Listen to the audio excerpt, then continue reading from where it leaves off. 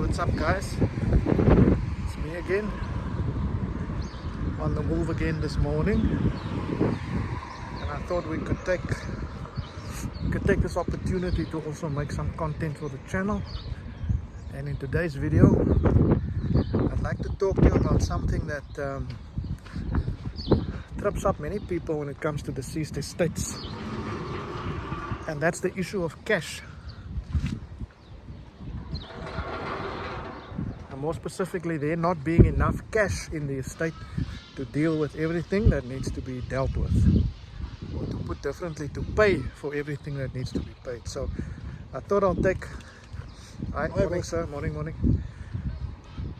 I thought I'll take a second this morning, maybe more than just 1 second, and talk to you about that. Now guys, I think there's 3 things to keep in mind, and if I can only alert you to this issue, then I think I would have done my job. You can figure out your own ways about how, well, firstly, if this might be an issue for you too, and if so, what you can do to deal with it. I might share some stuff as I do this video, but let me know. Let's get into it. So I think there's 3 things to keep in mind. The first thing is your debt, right? Your outstanding debts. Now, when I talk about your outstanding debts, guys, I'm not talking about things like, the stuff you still owe to your creditors when you die. I'll take an example, like your home loan, right? If you die and you own a house, there's a house registered in your name, right? And that house you bought with a home loan, money you borrowed from a bank, right? And now by the time that you die, you still owe the bank money, right? Then, of course, that's the debt or the kind of debt that I'm talking about. Because remember, even if you left the will to say that this house must now go to so and so, that house can't be transferred to so and so unless there's a plan around the outstanding debt, you see.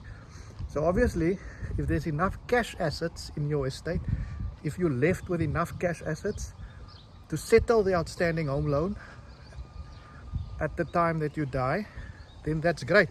That's a way of dealing with the outstanding debt, right? Another way with what many banks and institutions have is the option of account protection, right? Where you pay something extra, and the idea is that if something happens to you, then there'll be cover to settle whatever is outstanding towards the bank, right? That's another way to deal with outstanding debt, in particular an outstanding home loan, right? So that's the one thing, or one of the 3 things that I think one must keep in mind, is that when you die, your debts, they don't magically disappear. You see, there must be a plan around your outstanding debts. Now, the second thing that comes up is when you die and your estate needs to be administered, right? Then there are certain costs that arise by virtue of the fact that your estate needs to be wound up. So things like the executor's fee. We had the example now of a house that has to be transferred to your heirs. So there's the transfer costs for getting that right, the conveyance's fee to do that. So just like that, there's all sorts of costs that arise by virtue of the fact that your estate needs to be administered. See, we call it administration costs, or you can say winding up costs. So again, if there's not enough cash assets in your estate when you die to cover those costs, then we've got a problem, you see. So maybe a tip here, something to keep in mind when it comes to something like this, is to maybe have something like a life insurance policy. Doesn't have to be the biggest one in the world, otherwise your premiums might be, during your lifetime you might pay, too much in premiums. But if there is a life policy, you know, that pays out when you die, can pay out to your estate, can pay out to your loved ones or your heirs, then at least when you die, that policy will pay out, and that can create enough cash to pay for your winding up costs, the cost for winding up your deceased estate, right? So that's something to keep in mind to deal with the winding up costs if you know there is a risk that you might die without leaving enough cash assets to pay for that stuff, right? And then, so that's the second one. The third one I think to keep in mind is, of course, the living expenses of your loved ones, right? If